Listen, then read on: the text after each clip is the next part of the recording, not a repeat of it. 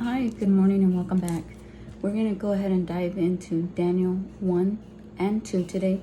And it was just put on me. I didn't know what book to study on. I was deciding whether I should go all the way back to Genesis or stay in the New Testament. But I ran across Daniel and felt pulled to start there. So, Lord, I ask that you are here in this place, that you are over this time of reading, that you bless the listener, calm our hearts and minds so that we may be able to hear your word, so that we may be able to receive and understand it, and in the proper time share it. We thank you for being holy and being with us and being able to communicate over the internet as we do. May we not take lightly what it is to do so. Amen. So Daniel 1. In the 3rd year of the reign of Jehoiakim, king of Judah, Nebuchadnezzar, king of Babylon, came to Jerusalem and besieged it. And the Lord gave Jehoiakim, king of Judah, into his hands, with some of the articles of the house of God, which he carried into the land of Shinar, to the house of his God. And he brought the articles into the treasure house of his God. And I'm sorry if I'm mispronouncing. I'm trying to do my best here. Verse 3. Then the king instructed Ashpenaz, the master of his eunuchs, to bring some of the children of Israel and some of the king's descendants and some of the nobles, young men, in whom there was no blemish, but good-looking, gifted in all wisdom, possessing knowledge and quick to understand, who had ability to serve in the king's palace, and whom they might teach the language and literature of the Chaldeans. And the kings appointed for them a daily provision of the king's delicacies, and of the wine which he drank, and 3 years of training for them, so that at the end of that time they might serve before the king. So the children brought forward were good looking. They had to eat a certain diet, and the king was hoping that they could learn a specific language. And they trained for 3 years. Now from among those of the sons of Judah were Daniel, Hananiah, Mishael, and Azariah. To them the chief of the eunuchs gave names. He gave Daniel the name Belteshazzar, to Hananiah Shadrach, to Mishael Meshach, and to Azariah Abednego. Verse 8. But Daniel proposed in his heart that he would not defile himself with a portion of the king's delicacies, nor with the wine which he drank. Therefore he requested of the chief of the eunuchs that he might not defile himself. Now God had brought Daniel into the favor and goodwill of the chief of the eunuchs, and the chief of the eunuchs said to Daniel, I fear my lord the king, who has appointed your food and drink. For why should he see your faces looking worse than the young men who are your age? Then you would endanger my head before the king. So he's telling him, I can't do that because it's really noticeable. Your diet's going to be different from everybody else's, and you're going to look a certain way, so you'll stand out.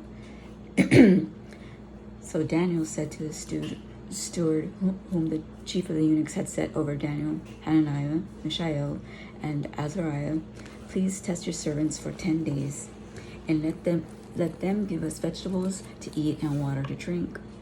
Then let our appearance be examined before you, and the appearance of young men who eat the portion of the king's delicacies.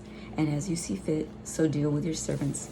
So he consented with them in this matter and tested them 10 days. So he convinced him that they should try this diet where he will not eat the king's meat. This is Daniel. And of course, Mishael and Azariah, so there's 3 of them. And the rest will stay eating the king's delicacies of meat. So he consented with them in this matter and tested them 10 days. And at the end of the 10 days, their features appeared better and fatter in flesh than all the young men who ate the portion of the king's delicacies. Thus the steward took away their portion of delicacies and the wine that they were to drink, and gave them vegetables. As for these 4 young men, so there was a total of 4, God gave them knowledge and a skill in all literature and wisdom, and Daniel had understanding in all visions and dreams. Now at the end of the days, when the king had said that they should be brought in, the chief of the eunuchs brought them in before Nebuchadnezzar. Then the king interviewed them, and among them all none was found like Daniel, Hananiah, Mishael, and Azariah. Therefore they served before the king, and in all matters of wisdom and understanding, about which the king examined them, he found them 10 times better than all the magicians and astrologers who were in all his realm. Thus Daniel continued until the first year of the king Cyrus. So the difference was very noticeable. Chapter 2. Nebuchadnezzar's dream. Now in the second year of Nebuchadnezzar's reign, Nebuchadnezzar had dreams, and his spirit was so troubled that his sleep left him. Then the king gave the command to call the magicians, the astrologers, and the sorcerers, and the Chaldeans to tell the king his dreams. So they came and stood before the king, and the king said to them, I have had a dream, and my spirit is anxious to know the dream. Then the Chaldeans spoke to the king in Aramaic, their language. O king, live forever. Tell your servants the dream, and we will give the interpretation. The king answered and said to the Chaldeans, My decision is firm. If you do not make known the dream to me and its interpretation, you shall be cut into pieces, and your houses shall be made an ash heap. However, if you tell the dream and its interpretation, you shall receive from me gifts, rewards, and great honor. Therefore, tell me the dream and its interpretation. They answered again and said, Let the king tell his servants the dream, and we will give its interpretation. The king answered and said, I know for certain that you would gain time, because you see that my decision is firm. If you do not make known the dream to me, there is only one decree for you. So there's a threat. For you have agreed to speak lying and corrupt words before me till the time is changed. Therefore, tell me the dream, and I shall know that you can give me its interpretation. The Chaldeans answered the king and said, There is not a man on earth who can tell a king's matter. Therefore, no king, lord, or ruler has ever asked such things of any magician, astrologer, or Chaldean. It is a difficult thing that the king requests, and there is no other who can tell it to the kings except the gods whose dwelling is not with flesh. For this reason, the king was angry and very furious, and gave the command to destroy all the wise men of Babylon. So the decree went out, and they began killing the wise men, and they sought Daniel and his companion to kill them. He really wanted this dream interpreted. God reveals Nebuchadnezzar's dream, verse 14 of chapter 2. Then when counsel and wisdom, Daniel answered Arioch, the captain of the king's guard, who had gone out to kill the wise men in Babylon. He answered and said to Arioch, the king's captain, Why is the decree from the king so urgent? Then Arioch made the decision known to Daniel. So Daniel went in and asked the king to give him time that he might tell the king the interpretation. Then Daniel went to his house and made the decision known to Hananiah, Mishael, and Azariah. So he tells the other four, his companions, that they might seek mercies from the God of heaven concerning this secret, so that Daniel and his companions might not perish with the rest of the wise men of Babylon. Then the secret was revealed to Daniel in a night vision. So Daniel blessed the God of heaven, that he may be able to interpret the king's dream before he went to him. Daniel answered and said, Blessed be the name of God forever and ever, for wisdom and might are his, and he changes the times and the seasons. He removes kings and raises up kings.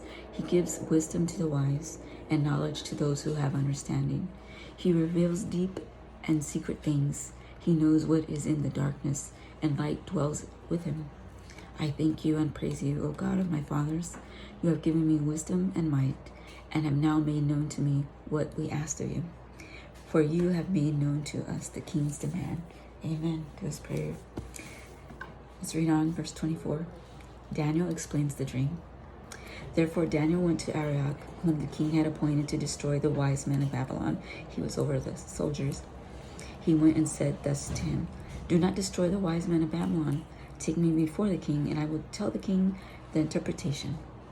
Then Arioch quickly brought Daniel before the king and said thus to him, I have found a man of the captives of Judah who will make known to the king the interpretation. The king answered and said to Daniel, whose name was Belteshazzar, Are you able to make known to me the dream which I have seen and its interpretation? Daniel answered in the presence of the king and said, The secret which the king has demanded, the wise men, the astrologers, the magicians, and the soothsayers cannot declare to the king. But there is a God in heaven who reveals secrets, and he has made known to the king of Nebuchadnezzar what will be in the latter days. Your dream and the visions of your head upon your bed were these. As for you, O king, thoughts came to your mind while on your bed about what would come to pass after this. And he who reveals secrets has made known to you what will be. But as for me, the secret has not been revealed to me, because I have more wisdom than anyone living, but for our sakes who make known the interpretation to the king, and that you may know the thoughts of your heart. You, O king, were watching, and behold, a great image. The great image, whose splendor was excellent, stood before you, and its form was awesome. This image's head was of fine gold, its chest and arms of silver, its belly and thighs of bronze, its legs of iron, its feet partly of iron and partly of clay. You watched while a stone was cut out without hands, which struck the image on its feet of iron and clay, and broke them to pieces. Then the iron, the clay, the bronze, the silver, and the gold were crushed together and became like chaff from the summer threshing floors. The wind carried them away, so that no trace of them was found. And the stone that struck the image became a great mountain and filled the whole earth. So great detail in how this image or idol in his dream was crushed. And then it was so crushed that it was taken away by the wind and no longer was there. In its place a mountain. Verse 36. This is the dream. Now we will tell the interpretation of it before the king. You, O king, are a king of kings, for the God of heaven has given you a kingdom, power, strength, and glory.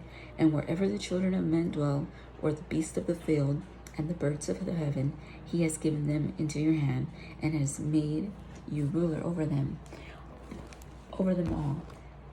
You are the head of gold. But after you shall rise another kingdom inferior to yours, then another and a third kingdom of bronze, which shall rule over all the earth. And the fourth kingdom shall be as strong as iron, inasmuch as iron breaks in pieces and shatters everything, and like iron that crushes the kingdom will break into pieces and crush the others. So there's 4 kingdoms in this dream. Whereas you saw the feet and toes partly of potter's clay and partly of iron, the kingdom shall be divided, yet the strength of the iron shall be in it, just as you saw the iron mixed with the ceramic clay. And as the toes of the feet were partly of iron and partly of clay, so the kingdom shall be partly strong and partly fragile. As you saw iron mixed with ceramic clay, they will mingle with the seed of men, but they will not adhere to another. They will never fuse together. They'll never be one. Just as iron does not mix with clay. And in the days of these kings, the God of heaven will set up a kingdom which shall never be destroyed, and the kingdom shall not be left to other people. It shall break in pieces and consume all the kingdoms, and it shall stand forever.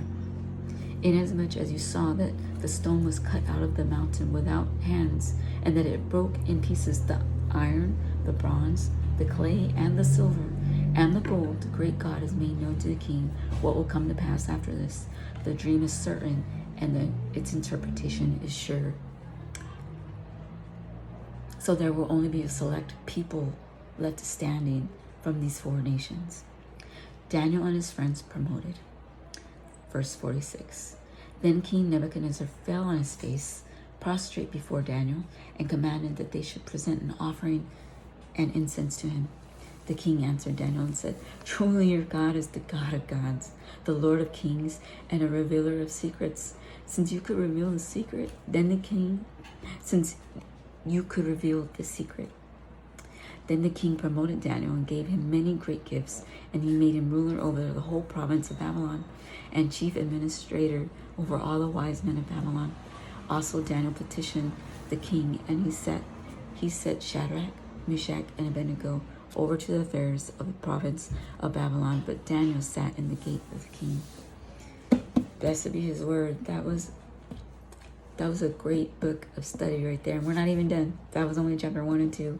So I hope you come back when we dive into chapter 3. May you be blessed. Take care.